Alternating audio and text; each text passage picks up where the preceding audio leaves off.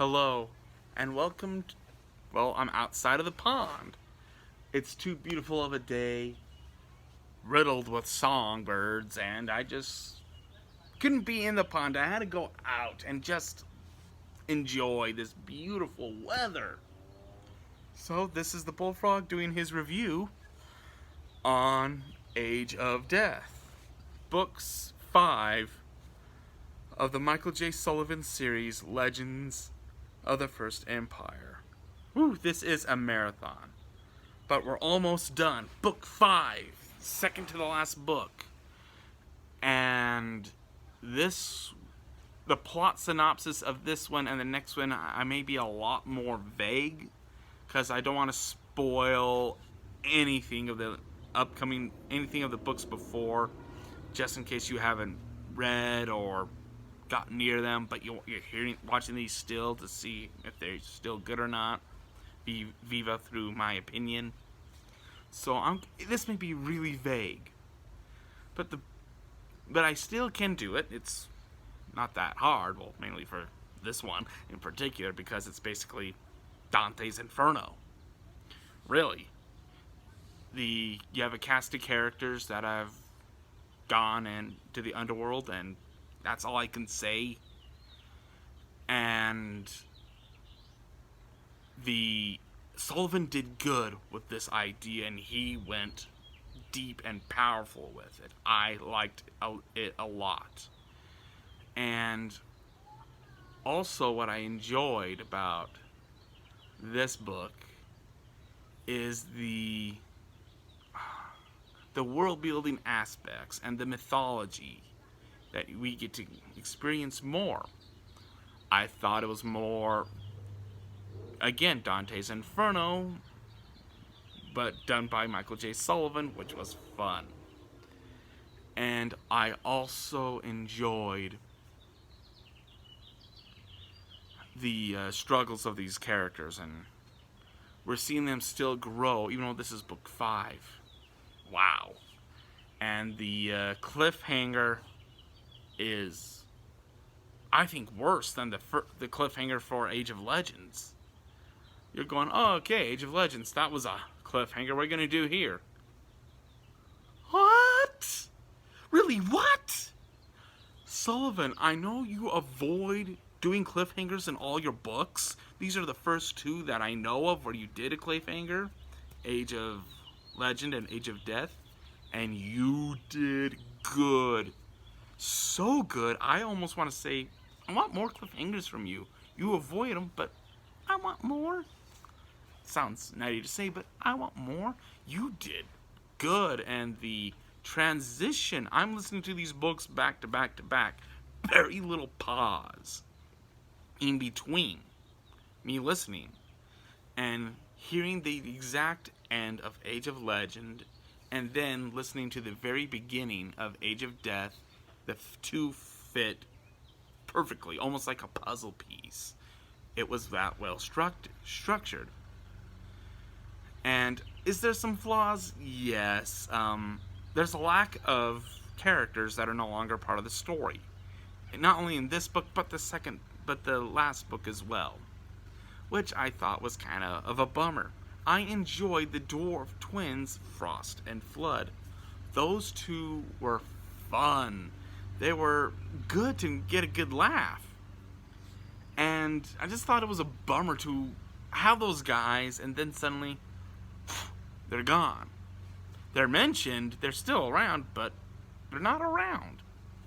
It's like you have this you just met this kid who ended up becoming fun and entertaining. You want to be his best friend, and then after you 2 had some group togethers, and you're like, yeah, I like this guy, it's going good. He just disappeared. What happened to him? Oh, so and so is here. Oh yeah, well, why is he not here and he's there? It was a bummer to lose those 2. And the editing's a little messed up.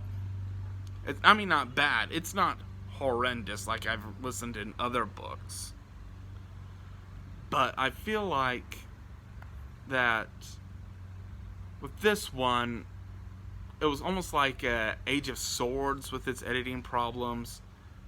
Big, the gaps weren't as big; they were a little smaller, but there was still the transitions that were too hard that it almost felt like one sentence when it was really like two, and it was kind of jarring. Going, all right, wait, I just went to two different ideas, but yet it felt like one sentence. That was kind of throwing me off.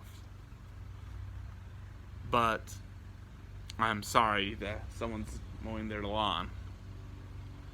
But I still liked it. The characters were good. I love that transition. And it was just good. It was really good. Sullivan has stolen my heart with each of these books. And Age of Death, this was my first listen through to. Age of Myth, the first book, I've listened 3 times. Age of Sword, 3 times.